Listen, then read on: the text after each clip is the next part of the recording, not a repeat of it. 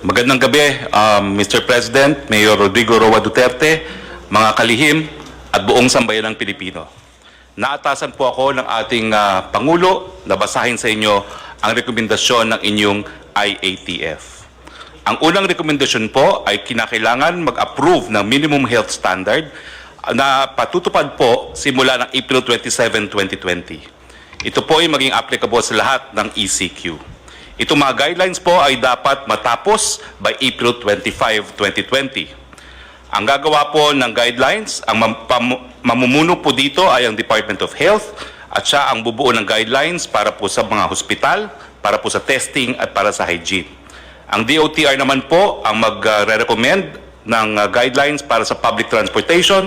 Ang DTI naman po ay bubuo ng guidelines para sa mga employers. Ang DOLI po ang magbubuo ng guidelines para sa mga manggagawa at ang DPWH ang bubuo ng guidelines para sa infra construction. Ang desisyon po pagdating sa ECQ, pagdating ng Mayo 1, 2020, panatiliin po ang ECQ sa NCR, Region 3, Region 4A, and all other areas kung saan mataas pa po ang banta ng COVID-19 hanggang Mayo 15. Magkakaroon po ng re-evaluation pagdating po ng May 16.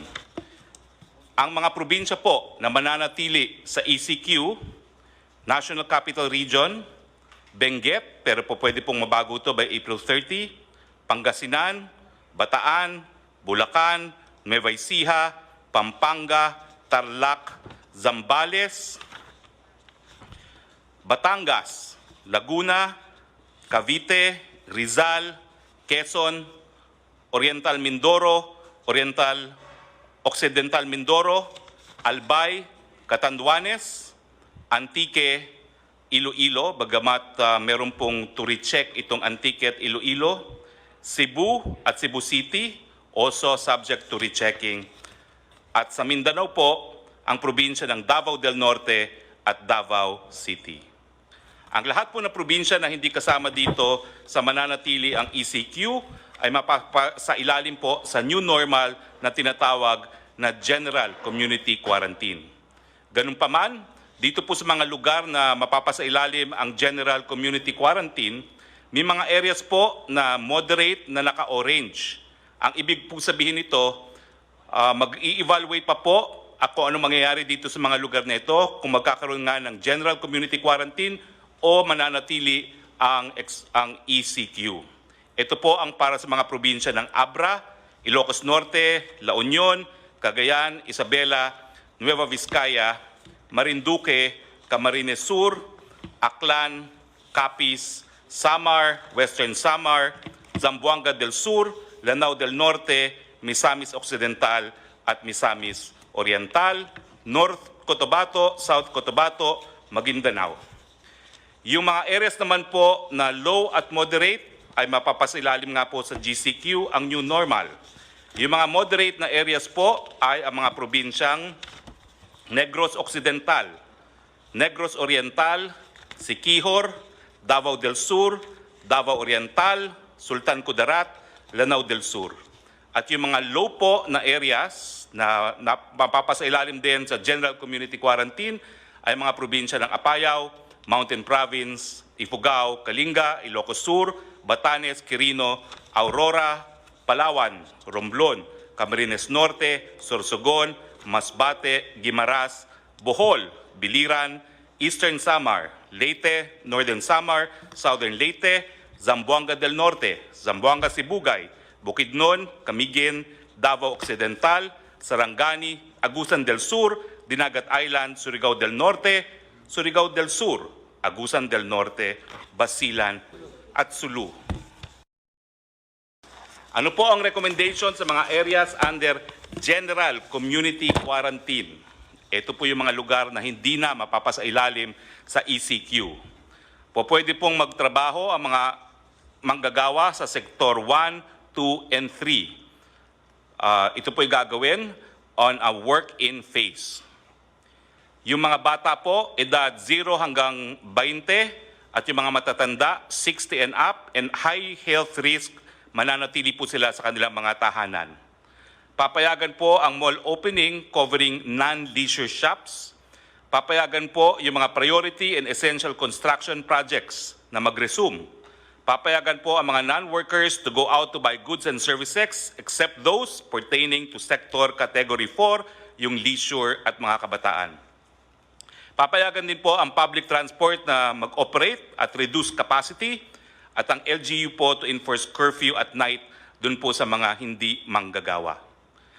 For GCQ areas, General Community Quarantine, i-consider po ang reprioritizing ng SAP cash subsidy towards ECQ areas. Ibig sabihin, yung SAP po na para sa areas na hindi na po under ECQ, siyempre po yung cash subsidy, kinakailangan pag-aralan na ibuhos doon sa mga areas under ECQ pa rin. Yung mga GCQ areas, consider to allow na po yung high school, higher education institute, HEI school year to finish and give credentials to students. Sa ECQ and GCQ areas, bubuksan po ang mga paliparan at ang mga puerto para sa mga goods lamang. Yung option po to shift to GCQ sa mga moderate to low risk area by industry. Nagbigay po sila ng rekomendasyon na 100% opening para sa agrikultura, fishery, forestry, sa food manufacturing at lahat po ng supply chain including ink, packaging, raw materials, sa food retail, supermarket, restaurant for takeout and delivery only, mga hospital, logistics, water, energy, internet, telecoms, media. Yung opsyon naman po sa GCQ, sa moderate to low risk area by industry, ang rekomendasyon po ay buksan from 50 to 100% opening. Yung other manufacturing po, gaya na electronics and exports, yung e-commerce and delivery for essential and non-essential items, yung repair and maintenance services po, housing and office services. Yung option po to shift to GCQ in moderate to low risk area by industry, consider po na buksan hanggang 50% on-site work and 50% work from home. Mga financial services, BPO, other non-leisure wholesale and retail trade, other non-leisure services. Yung option po sa low risk to moderate areas na buksan by industry, consider for 100% closure. Maski po low to moderate risk, consider for 100% closure pa rin dahil po ang mga transmitters ay kabataan mula edad 0 to 20, lahat na eskwelahan. I-consider po ang late opening sa Setyembre except po sa online learning, yung leisure, amusement, gaming, and fitness, yung kid industry na tinatawag, turismo, all gatherings including religious conferences at iba pa, limited opening po ng malls, at limited opening ng construction. Yan po ang rekomendasyon ng inyong IATF. Maraming salamat po. Maraming salamat, Presidential Spokesman or the new spokesman of the government sa Executive Department. Alam mo, wala tayong magawa ito. Kita mo, Navy itong hindi na wala tayong kaya sa Navy. May mga barko Bangka lang yung akin sa Davao. I have to do it because everybody is doing it. It's wearing a mask. Ni ako mismo, hindi ako, I cannot guarantee or anybody else for that matter in this table na hindi tatamaan. We are all at risk. But do not increase the odds or the chances of getting it. I never said I will declare martial law kasi martial law para lang yan sa mga rebelde, para sa mga komunista. Now, let me be very clear on this.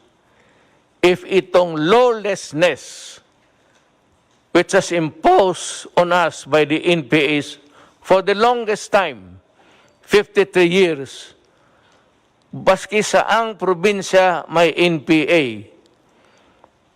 Kanina o kahapon, 2 army nag-escort para i-deliver ang supply sa mga tao, pati pera, pinatay ninyo.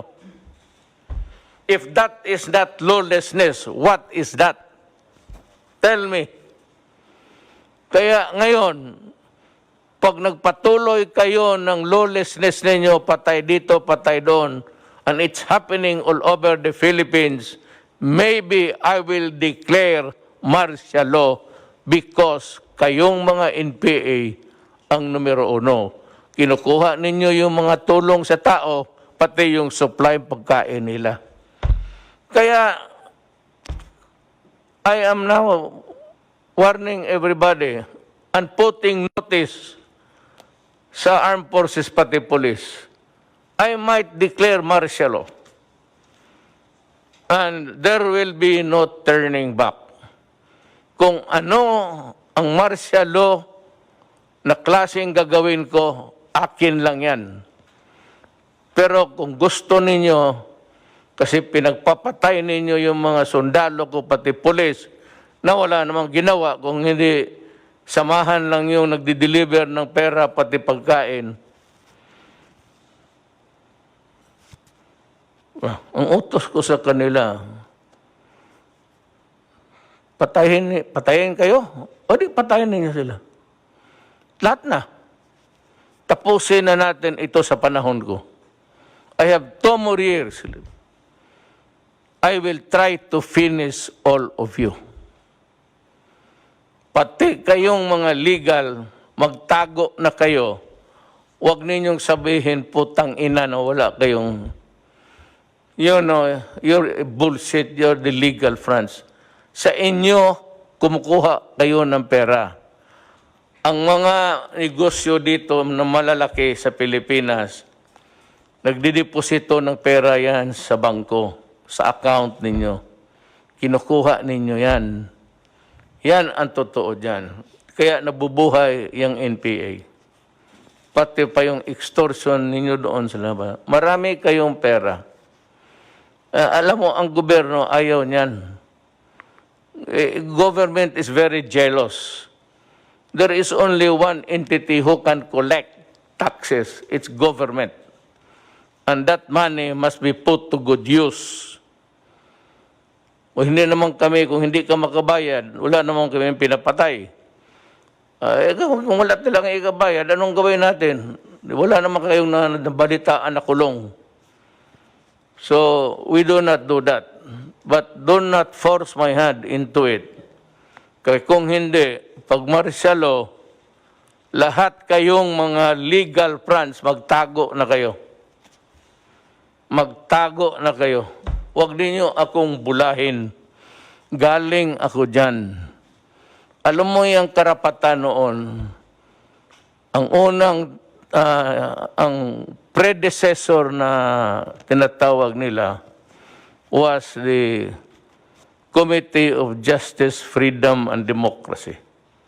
In Davao City, I was a fiscal, but I was handling the karapatan noon sa Davao.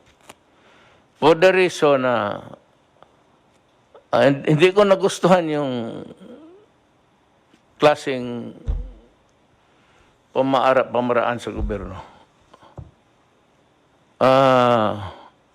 It was a dictatorship and it was not really, hindi naman tayo sinira ang demokrasya. Kaya kung sabihin ninyo na sisirain ko ang demokrasya, hindi. Lulutasin ko ang demokrasya sa inyo. You made it impossible for me to move. At gusto ninyo ipasok muna yung mga demand. Ayaw naman ng military. Binigay ko sa military yung papel ninyo. Sabi ng military, ayaw nila. Sabi ko, you explain to me bakit. So I gave them about 2 hours explaining to me bakit. Bakit hindi pwede yan? Ganito yan, sir. Sabi ko, sige, naniwala ako sa inyo.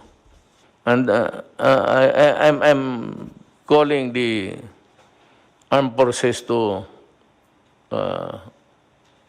invent something more, to innovate so that the soldiers will not be at the mercy of them. Pag dalawa lang yung sundalo, kawawa naman. Magdating yan doon, they will just swoop down, isang 10, wala talagang lawan. Kaya sabi ko, at this time, the armed forces should go into innovations. Sabi ko, wag ka mag-surrender, ha? Kayo mga NP, do not ever raise your hands. Kasi ang order ko, kung lumaban ka na. Wag kang mag-surrender. Napunta tayo dyan kasi galit ako kasi pinapatay ninyo yung tulong sa tao. Yung tulong sa tao will continue. We will not reduce the volume at this time, but we are running low of funds. Secretary Dominguez might want to tell us what he is doing and planning to do so that we can have the level of the money supply so that we can maintain our assistance to everybody. Sani, Tagalogin mo lang, Sani. Maraming salamat, Mr. President. Ang katotohanan po, ang budget natin para sa 2020 ay 4.1 trillion pesos. At so far, ang nagastos po natin is already for this COVID is na hindi natin plinano ay 352.7 billion pesos na. At masasabi ko po na so far, na-finance natin itong amount, na-finance natin, partly sa tax collection, pero bumababa na ho yung tax collection natin. Ang balanse, pininanso natin sa sarili nating savings at humiram pa tayo ng pera sa mga multilateral agencies kagaya ng ADB at World Bank. So far ho, sufficiente po yung cash natin, pero naiipit na po tayo sa budget allowance natin. So yan po ang problema natin ngayon. May cash ho tayo, pero wala ho tayong authority gumastos ng ganong kalaki. So,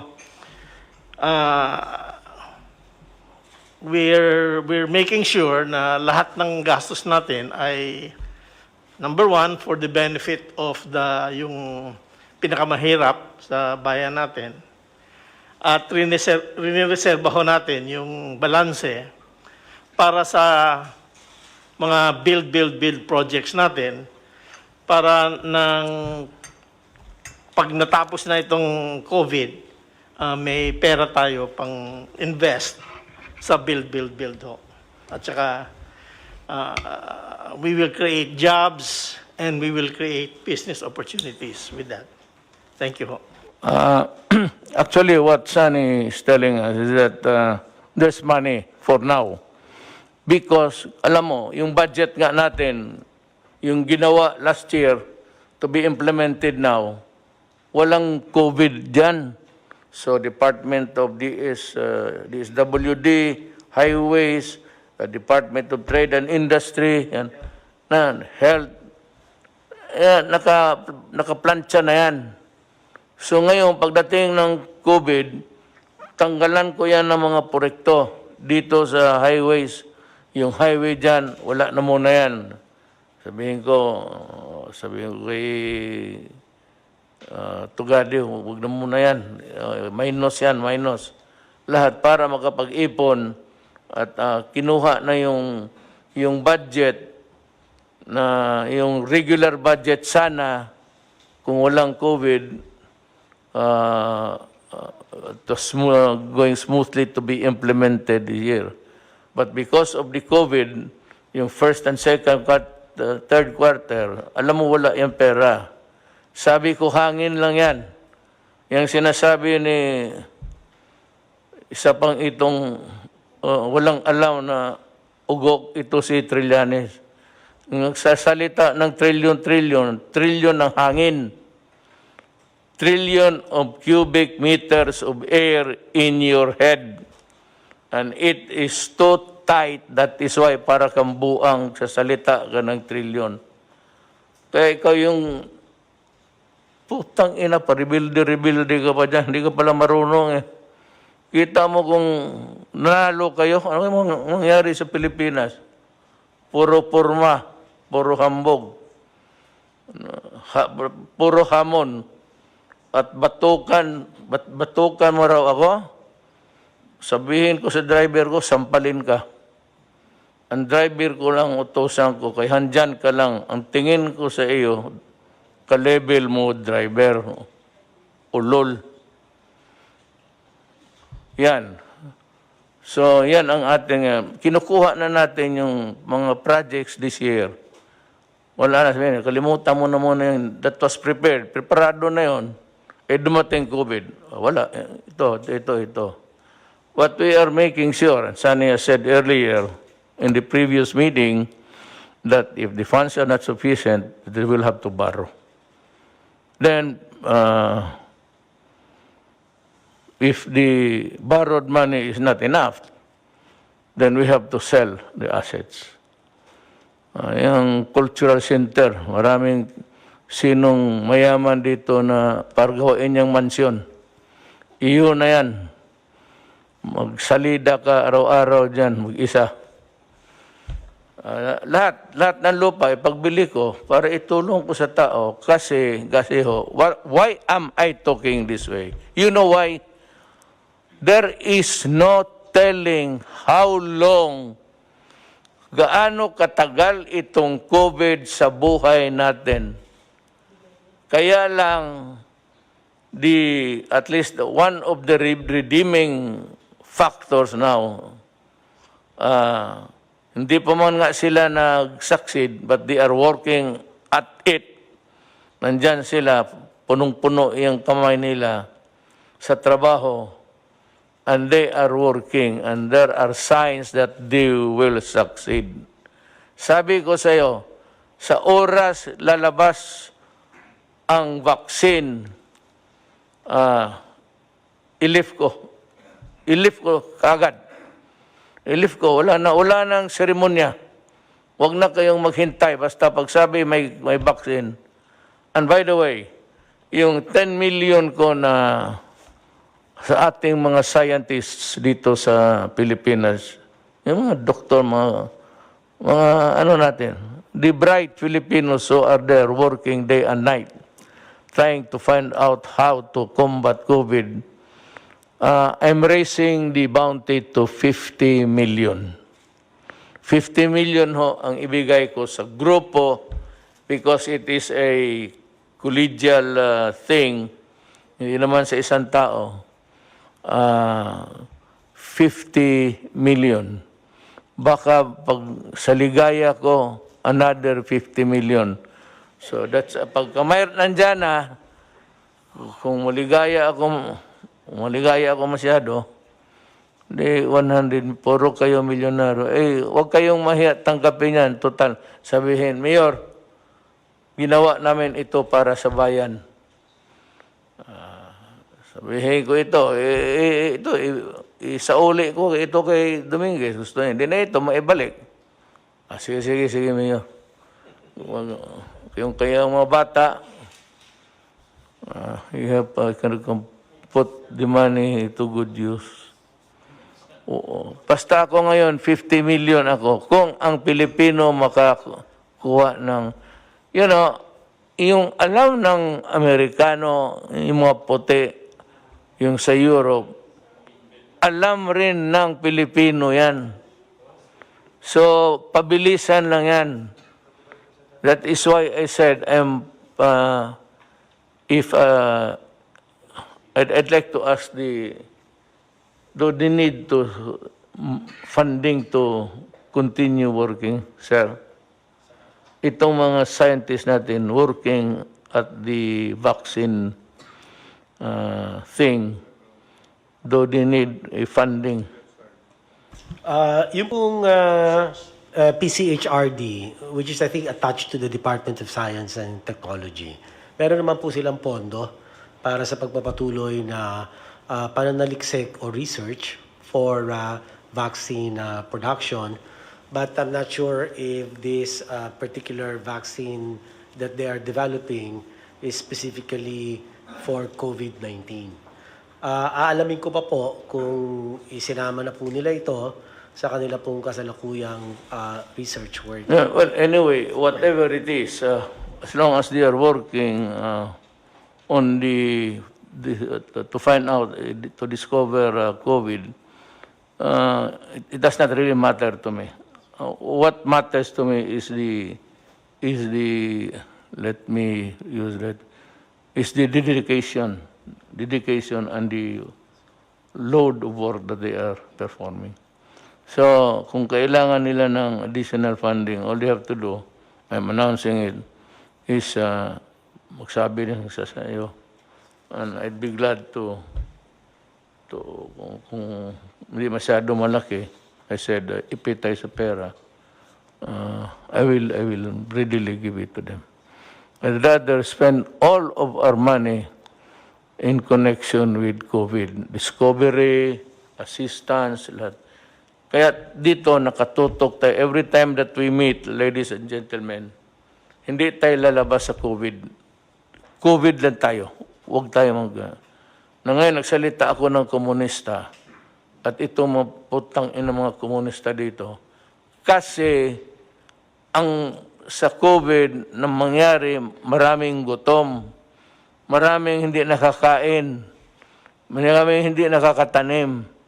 So walang pera. That is why papasok ang gobyerno, tulungan sila. Kaya naman, pinagbabaril itong mga putang inang NPA na ito, kaya napunta tayo doon. But that is COVID-connected. Because nagkasakit o hindi makapaghanap buhay because of COVID. You have to connect. Hindi sabihin mo, rumble on. Itong mahilig, itong mga gagong sabi, try to rumble onto some other matters and mumble. Alam mo ganito, itong mga putang ina, di ba matay itong mga putang ina to. Marinig niyo yan. Tapos mumbling. Basta, I am just putting notice to everybody that itong komunista, malaki ang gastos natin. Do you know how much we spend sa isang putok lang? Marinig mo man yan. Brrrr! Isang putok yan, 35 pesos. Tang-ina ninyo. Yung 35, ilang ilang sundalong yan. Abusaya, pati kayo mga komunista. Ilang 35 pesos yan. Yung bala ninyo, yun yung bala ng mga sundalo na pinatay ninyo. Kaya ginagamit ninyo pera ng tao pagpatay ng sundalo. Kuha ninyo. Yung mga mortar ninyo, those are the armaments and equipments na nakalkal ninyo sa mga patay na sundalo. Yan pinaputok ninyo, pati pinaputok ng sundalo, pera ng tao yan. But you are not the government. Sige. Yan ang history ng COVID. You will always be a part. Someday, if we will write a narrative of the COVID, nandyan talaga kayo sa isang chapter sa putang ina para sa inyo. You see how you punish the Filipino people for your ideology. Kayo mga NPA na kikinig, sumurinder kayo. Kagaya ng ginawa ko sa Mindanao. Bibigyan ko kayo ng bahay, bibigyan ko ng hanap buhay. Huwag ninyo agawin yung assistant dyan. Kaawa naman yung tao. Pagkain nila yan, kunin ninyo, wala na.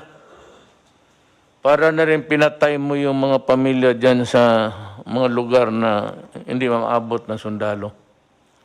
Ang nakakarating dyan yung mga ano lang, walang armas yung mga DSWD.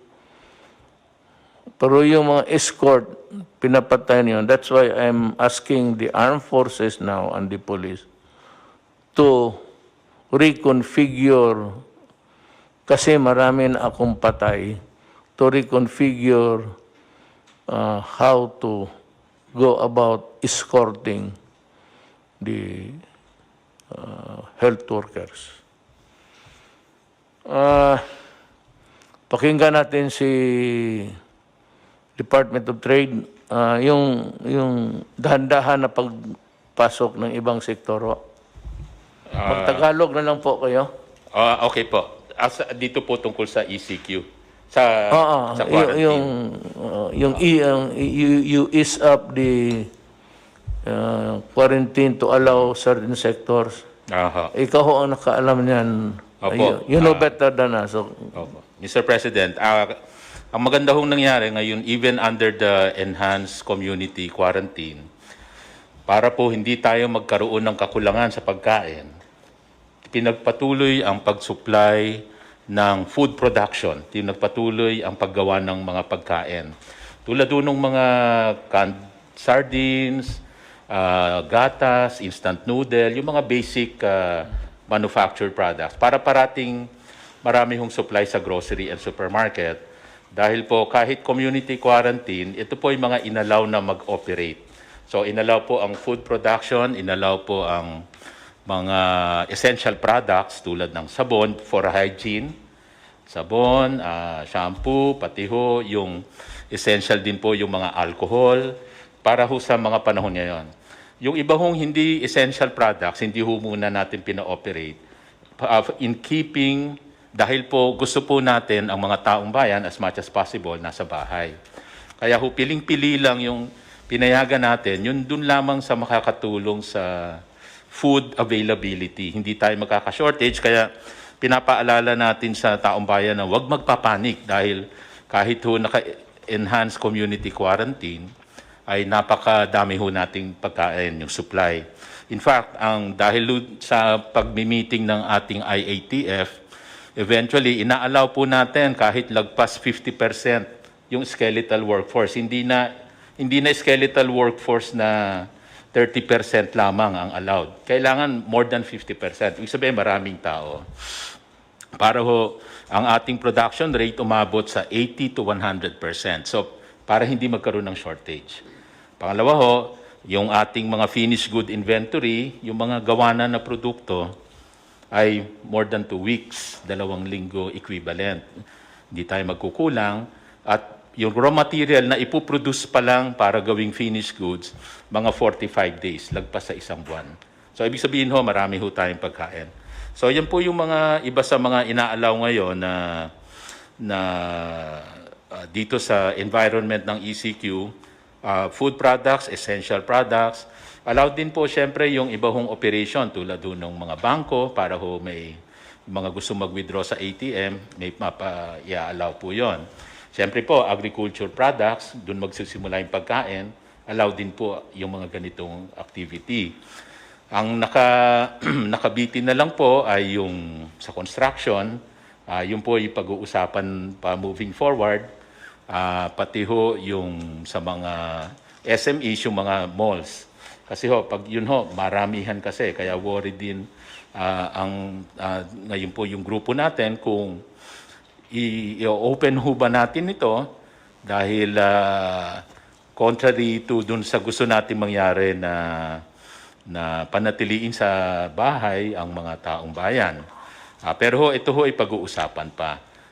Yung mga iba hong mga essential activities, so inaalaw naman po during the enhanced community quarantine. Ang isa pa hong sinisigurado natin ay ang pricing, wala hong profiteering or wala rin yung nagsasamantala sa hoarding. At diyan po, nagsama-sama po ang DTI, ang PNP, CIDG, NBI, DA at saka DOH. Diyan po marami, over 500 na po ang ating mga nahuhuli na mga profiteers at mga hoarders. Kaya babalaho talaga yan. Ay, isa pa hong magandang nangyayari ngayong ECQ ay yung mga manufacturers natin na re-report post. Yung mga dating hindi gumagawa ng mga face mask or hindi gumagawa dati ng mga personal protective equipment, ngayon ho ay gumagawa na sila. Tulad ho nung mga mask na suot natin ngayon, ay yung iba ho dyan ay ginagawa na ng mga manufacturers natin ngayon. Kahapon lang ho, Hanap ka, bigyan mo sana. kahapon lang ho ay inalaw po natin, nag-turnover tayo ng 10,000 pieces ng PPEs out of the 300,000 na PPEs at yun po yung donation po ng San Miguel Corporation para ho sa PGH, tinurnover po natin sa DOH. So 10,000 po yun out of the 300,000 na ipuproduce pa para sa ating mga health workers. So meron po tayong mga manufacturer na nilipat yung kanilang production para makaproduce ng mga masks, PPEs, pati ventilators gagawin na. Mga 10 kumpanya na ang may involved dito sa repurposing yung manufacturing. Ibig sabihin, magpuproduce na sila ng mga critical products na kailangan ngayon. And moving forward lang po, last 2 items, marami ho tayong piniprepare na tulong sa MSMEs, micro SMEs, lalo na pag na-lift na itong ECQ. Nandyan ho yung pauutangin sila, low interest rate, dun po sa inyong programa na P3, Pondo sa Pagbabago at Pag-asenso. 1 billion po yun, nakalaan doon.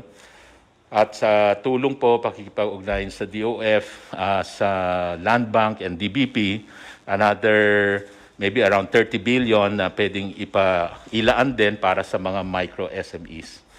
Kasi yung micro SMEs, pahihiramin po para meron silang working capital pagka i-restart natin yung economy.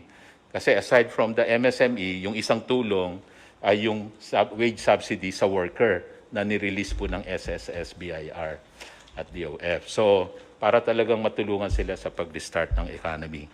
And lastly, dahil po sa Bayanihan Act ay nagkaroon po ng grace period. Hindi muna babayaran yung loan at grace period ho pagdating sa renta.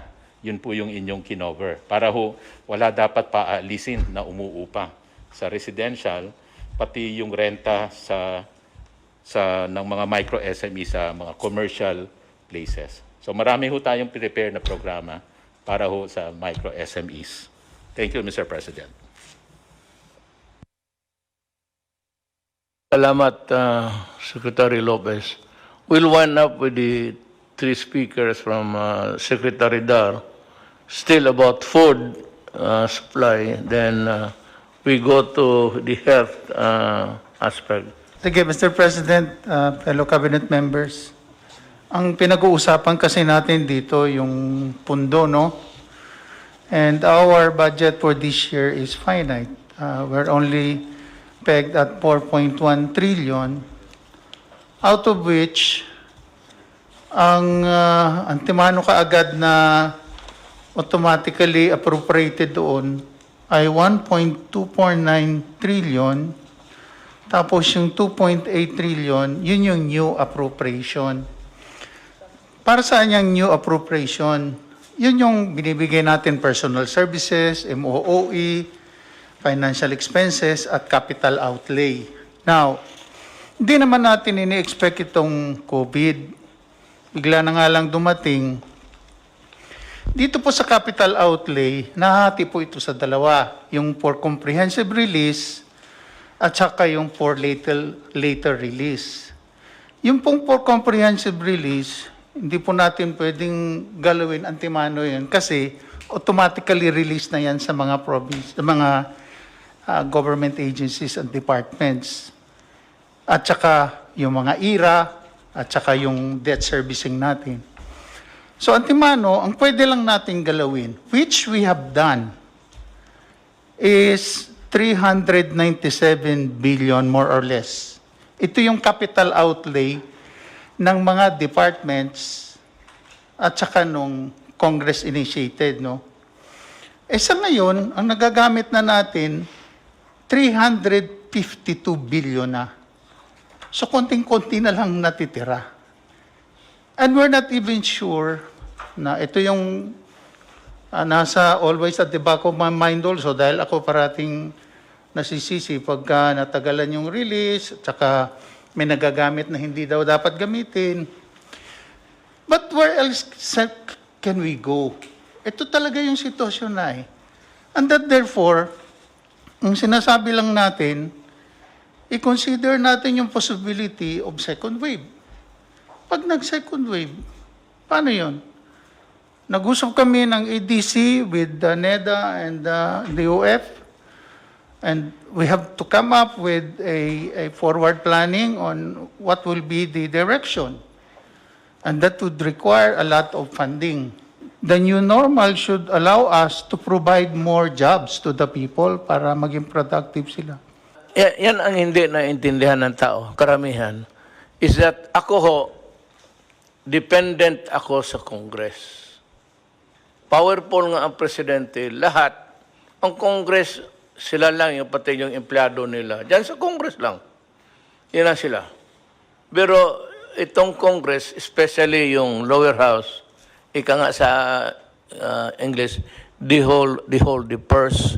Ibig sabihin, hindi ako makagastos ng pera hanggang hindi sabihin ng House, then approval by the Senate, pero manggaling talaga sa House, na sige, bigyan ka namin ng 300 billion na hangin para magamit mo. Yung 300 million, kukolektahin pa po yan. Wala kong ready money. Sabi mo nandyan. Yung sinabi kong 300 na tinago ko, savings yun sa gobyerno, na sinabi ko kay noon, started, kailan ba ako nag-umpisa? 2015. 16, nag-ano na kami ng pera. Dahan-dahan lang, kukunti-kunti. Saving, parang alkansiya, mag-alkansiya kasan. Kaya mayroon na kaagad akong ready. But yun naman was not really for the purpose of spending for the COVID. Because wala pa naman ang COVID noon. It was a non-existing alien. And hindi natin alam. That was intended, nasabi ko san, before I go out, makita lang man ng mga tao na ang pera na hindi na ginastos ng kung todo-todo, nag-save tayo. That was my only purpose, actually. Ngayon, nandoon ang COVID. Now, dito yung sinasabi ni Wendell, tama yan. Mag-appropriate ang lower house, House of Representatives, yung mga congressman, hindi yung senador. Manggaling sa kanila, mga congressman, mag-appropriate sila ng pera, bigyan ako ng authority na gastuhin yon. Kung ma-approve na rin sa Senado. Ang problema, kung may pera ba? Kasi ang koleksyon nandito sa akin. Nandito kay Sunny, tapos tanungin siya, may pera ba dyan? Sabi, meron no dito na 400 million. O sige, gamitin natin yan. So, doon sa Congress, somebody will sponsor a bill, appropriation. It has to be sa budget. Ang sabi ni Wendell na tayo supplemental budget. Kung may pera, pero kung wala, walang i-appropriate because there is nothing to appropriate. Wala tayong ma-appropriate kung walang pera. That is why sabi it's dwindling, paliit ng paliit. Because ang inasahan natin na first quarter, second quarter, na collection, wala na. Napurnada na because sarado ang mundo. Ang komunidad hindi gumagalaw. Wala na nagtrabaho. lahat tayo, pati ako sa puro papel, isang katerbang papel, yun lang man to, dinala sa bahay ko, babasahin ko lahat yan, hindi ako nagpipirma ng hindi ko nababasa. Tapos, para hindi tayo masabit, tapos, yan ang trabaho ko. Wala nagtatrabaho. So, yan ang problema ngayon. It's really a question of money. Money has always been since time immemorial. Now, remember that wala kaming hangarin na pigilin yung pera. It's not ours, it's not anybody's money, but it belongs to the Filipino people and should be spent for the welfare of the Filipino people. Hanggang dyan lang. Now we go to Secretary Dar to see how the agricultural sector is coping up. Thank you, Mr. President. Marami pong salamat. Sa agrikultura po naman, under the Enhanced Community Quarantine for Luzon and vis-a-vis agriculture and food, ang una po natin tiningnan po yung food availability, food accessibility and affordability, plus yung price stabilization and the movement and logistics relating to the food supplies.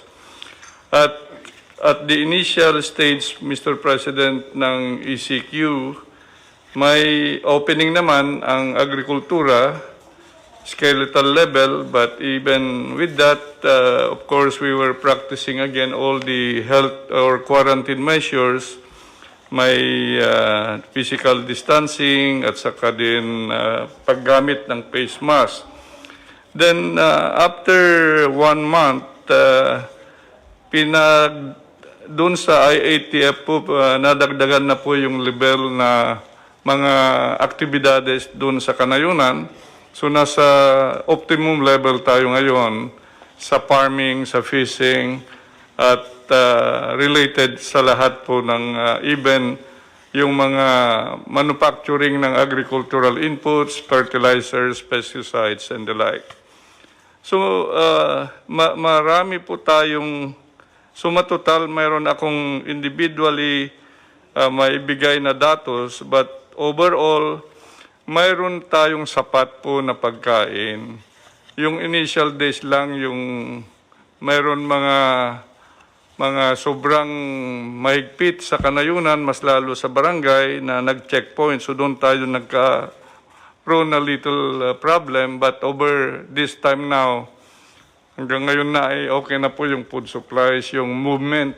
Kasi simulat sa pool naman, ang ITF ay nagsabi na there is unhampered movement ng mga cargoes, both food and non-food. So sa bigas po, ang rice outlook natin dito sa taon na ito, mayroon tayong demand na 14.6 million metric tons.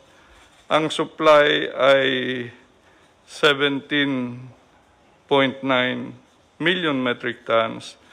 So, may deficit na 3.3 million metric tons. Pero, gumawa na tayo ng mga hakbang para ang ending sufficiency level natin sa taon na ito ay from a level of 87% lang po kasi ngayon yung naproproduce natin dito sa bansa. Pero with now the additional 8.5 billion pesos for the Rice Resiliency Project, it will bring us to 94% po yung domestic rice production natin. May isang ano lang ako, bago ko makalimutan, isingit ko na lang. And I have asked Bong to talk about this because he was the one he was the proponent who submitted it to me. Bong. Magandang gabi po. Habang patuloy nating nilalabanan ang COVID-19, paghandaan na natin ngayon pa lang ang new normal, nananawagan ako sa pamahalaan na mag-umpisang maglatag ng programang Balik Probinsya at iba pang hakbang na magbibigay insentibo sa ating mga kababayan na lumipat mula sa Kamaynilaan at ibang malalaking lungsod papunta ng mga probinsya. Nakikita naman natin na naging masamang epekto at hirap dulot ng sobrang pagsikip ng mga tao at pamamahay. Katulad sa Metro Manila, mas mabilis kumalat ang sakit at mas nahihirapan ang ating national government at ang mga local government units na alagaan ang lahat ng apektado ng krisis na kinakaharap natin. Marami pong stranded, hindi sila nakaka-uwi dahil inabot na po sila ng enhanced community quarantine at maraming hindi nakakatanggap ng social amelioration dahil maaring magduplicate po kasi yung pamilya nila ay naiiwan po doon sa probinsya. Marami na tayong natutunan sa krisis na ito tulad ng hirap sa dulot ng pagkumpul-kumpol ng tao sa mga syudad. Simulan na nating paghandaan at tuluyan na nating aksyonan ang isyong ito at huwag nang antayin pa na mas lumala pa ang problema. Kailangan magkaroon ng gobyerno ng long-term solutions upang matugunan ito. Dahil sa kakulangan ng pangmatagalang urban planning at rural development sa mga nakaraang dekada, nagsipuntahan ang maraming mga probinsyano sa mga malalaking lungsod dahil andon ang oportunidad sa hanap buhay. As soon as the enhanced community quarantine is lifted and travel is gradually normalized, the government must encourage Filipino families to move out of Manila and other metropolitan areas. Government must provide them the means and incentives to go back to the provinces for good. LGUs must also ensure that necessary quarantine measures and mass testing for COVID-19 are in place to prevent those possibly infected from spreading the disease. Ilipat natin ang mga tao sa tamang panahon at kapag sinabi na ng ating health experts na ligtas na gawin ito, pero ngayon pa lang kailangan ihanda na natin ang ating mga probinsya. Dapat masiguro na may kapasidad ang mga probinsya na maalagaan sila at mabigyan ng matitirhan, makakain at ikabubuhay. Mapapagaan rin natin ang pinapasa ng mga syudad kapag nabawasan ang tao sa lugar nila. Katulad ng mga illegal settlers ngayon, dikit-dikit talaga yung mga bahay. Kung hindi natin ito aksyonan agad, hindi matatapos ang problema natin sa kalungsuran. Sa programang Balik Probinsya, mapapabilis din natin ang pag-unlad ng mga kanayunan. Sa paghihikayat sa mga mamumuhunan na magbukas ng mga negosyo sa mga lalawigan, magkakaroon ng mas maraming oportunidad ang mga kababayan natin. Hindi na nila kailangang lumuwas pa ng Kamaynilaan at lumayo sa kanilang mga mahal sa buhay o kanilang mga pamilya. Kaya mahalagang magbigay din tayo ng mga insentibo sa mga negosyante o mga mamumuhunan ito. Kami po ni Pangulong Duterte ay probinsyano rin, taga Davao, taga Mindanao. Doon po kami lumaki at tulad ng iba pang mga probinsyano, doon rin namin nais bumalik pagkatapos ng aming pagsiservisyo sa bayan. Dapat tayo po ang mag-provide ang gobyerno ng mga buses o barko o anumang transportasyon para makabalik na sila sa kanilang mga probinsya. Magtulungan tayo, magbayanihan po tayo para malampasan ang krisis na ito. Sa bawat problema nating hinaharap, oportunidad rin ito na magkaroon ng mas maayos at matatag na solusyon para sa ating bansa. Thank you. Maganda yan, Bong. Go home to the province. They have the means of going back there. And there is a promise kasi kung what they would give them is hope.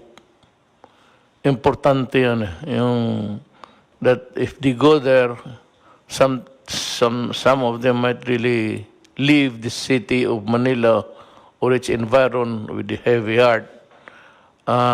But we have to provide the transportation at sabihin natin, if you go back, ganito. What is really very important is we give them hope. It's a very important yung hope ng tao. So si Secretary Lopez. Yeah, Mr. President, actually gusto namin suportahan yung proposal ni Senator Bong. Kasi yung balik probinsya, tama ho yung sinasabi nyo, will bring hope. Kaya kami ho, pwede nating masuportahan yun by pushing yung investment papunta doon. How do we push it? So more incentives. Actually ho, sa ngayon, we can give more incentives papuntang probinsya kesa sa incentives na maglo-locate sa Metro Manila. Yun ho, ibig sabihin, more attraction to locate outside. Kasi pag nandun na yung incentives, may trabaho na doon. So even po dito sa tax reform na finalize ho ngayon sa Congress, it will give also additional years of incentives para talagang doon mag-locate outside Metro Manila. Parang balik probinsya objectives ni Senator Bong. Pangalawa ho, yung SME development. Everywhere ho yun, meron na with the funding ng, hindi pa naman siguro nawawala yung funding na yon kasi pang mahirap talaga yung funding na yon. Ito yung bibigyan na suporta doon sa mga negosyante sa barangay level na support. Yung gusto nyong bigyan na kahit 10,000 para may pangsimula na sila maliit na negosyo na mga SME ho na may pwede ka agad opportunity doon sa mga maliliit na nasa ano para may opportunity umuwi doon. So yun po, yun. Let me just give a warning. Na alam mo, sabi ko, wag sa panahon ko. Pag sa panahon ko, talagang yayarain kita. Itong lahat ng pinaghirapan namin dito, study, NEDA, tapos Department of Trade, doing a lot of talking and convincing, and winning the trust of foreign or local big business. I do not want to humiliate people. I know that, alam mo, pagka tanggalan mo ang tao ng pride niya, masakit yan. I've done it several times. But every time, medyo nagsisisi ako, pero overall sabihin ko, total, para naman ito sa... I've done it several times when I was mayor. Talagang hubaran kita dyan sa harap. At baski regional director ka, patitindigin kita dyan sa harap ng Malacanang. Mamili ka. Totoo. Ikaw, examiner, okay. Tumindig ka dyan sa harap ng Malacanang. Total, itong Malacanang, palasyo mo ito. Ako dito, nag-uopisina lang. Tignan mo yung palasyo mo isang araw. Init at ulan. Pag namatay ka, mas lalong mabuti.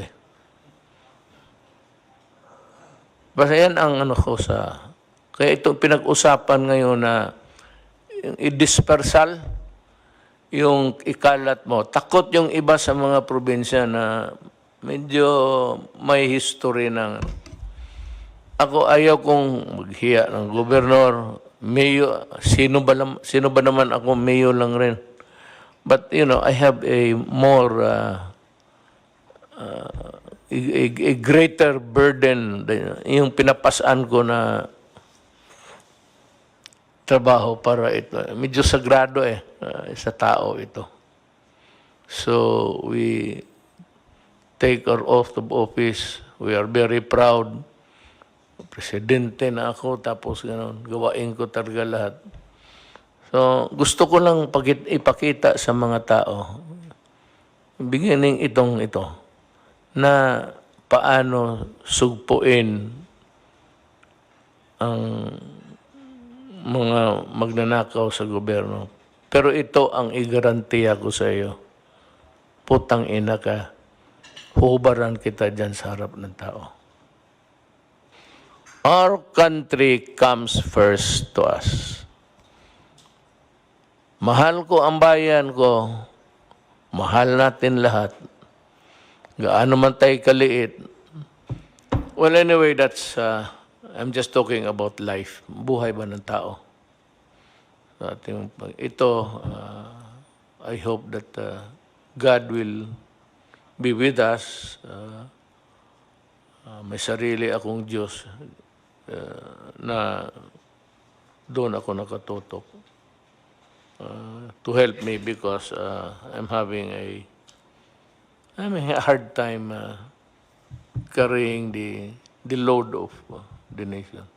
Nung nakapag-ECQ po tayo, nagkaroon po tayo ng sapat na panahon kahit na papano na maihanda po at mapaunlad ang kakayahan ng ating pong sektor ng pangkalusugan, ang mga ospital, ang ating pong mga beds, ang ating pong mga ventilator machines, ang ating pong mga isolation rooms, ang ating pong mga quarantine facilities. Ay nakita naman po ninyo siguro, Mr. President, yung ating PICC, ang ating pong World Trade Center, ang ating pong Rizal Memorial Complex, ang ating pong New Clark City, Athletes Village, at mga iba pa pong mga bagong gawang mga quarantine facilities, ay talagang yan po ay napalawig na po natin, napaunlad na po natin ang kanilang kapasidad.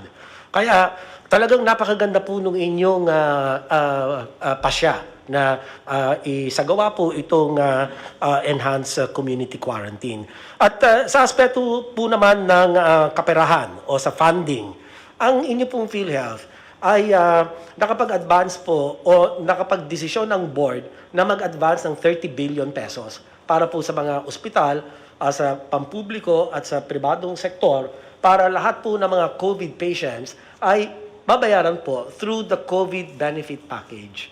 At in fact, ang board po ay nagpahintulot din na itaas, gumawa ng COVID benefit package, yung mild 43,000, yung moderate 143,000 per COVID patient, and for severe to critical, kaya pong bayaran ng PhilHealth up to 780,000. So inihanda po natin pati ang funding para po sa ating mga COVID patients. So sa pangkalahatan po ay ito po ang ating mga ginagawa at para naman po doon sa binabalak, batay po sa rekomendasyon sa inyo na i-extend yung enhanced community quarantine, okay po yun. Suportado po namin yan. Kung meron naman pong kinakailangan na luwagan yung mga lugar na sa kasalukuyan naka-enhance community quarantine, ay siguraduhin lang po natin na yung mga pamantayan ng kalusugan or minimum health standards ay dapat pong nakatalaga bago po magluwag. Dahil sa bandang huli po, ang kalusugan ng taong bayan po ang atin pinangangalagaan higit po sa lahat. Maraming salamat po, Ginoong Presidente. Salamat, Secretary Duque. Magtanong kasi ang tao, ang interesado ninyong gustong lumabas sa bunganga ko, kailan ba talaga ito matapos? Ang COVID ho, hindi matatapos yan. It will be here and it will stay until kingdom come. Pero pag may bakuna na, baka sakali nga mauna tayo, ma-embolden yung ating mga scientists to work overtime to come up with a vaccine. COVID equals vaccine. Period. Siguro nasabi naman ng lahat ng dapat sabihin and the things that you must know and need to know, nasabi na po namin. And one thing I can assure you, that we were just waiting for the right time. Tiisin lang muna natin, ako nakikiusap na sa inyo, para lang ito sa bayan. Because we are trying to limit the contamination. Kasi sinabi ko itong 6,981, pag ito ang nagkalat, ako, magpaproblema po ako. Mas lalo, pero ito bumababa na ngayon, mas maraming recovery by 722 as against 462. So, lahat ang sinasabi namin dito, totoo, walang sobra, walang kulang. At alam ninyo ang ginagawa namin. Kung nagustuhan ninyo, magpasalamat kami. Pag sabi ninyo kulang, then humhimi kami ng dispensa. We'll try our very best next time. Thank you. Maraming salamat po. Matapos pong makipagpulong ang ating presidente sa mga miyembro ng IATF, tinanggap po niya ang rekomendasyon ng IATF na ilagay po sa patuloy na ECQ ang NCR, Region 3, Region 4A at iba pang mga lugar hanggang Mayo 15 po.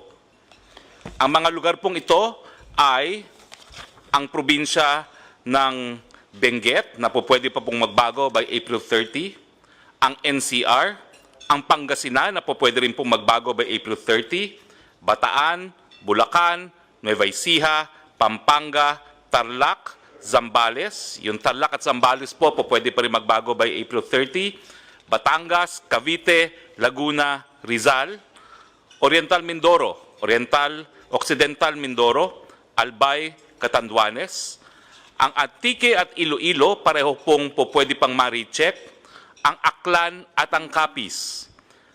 Pati na po ang Cebu at ang Cebu City na subject din to rechecking.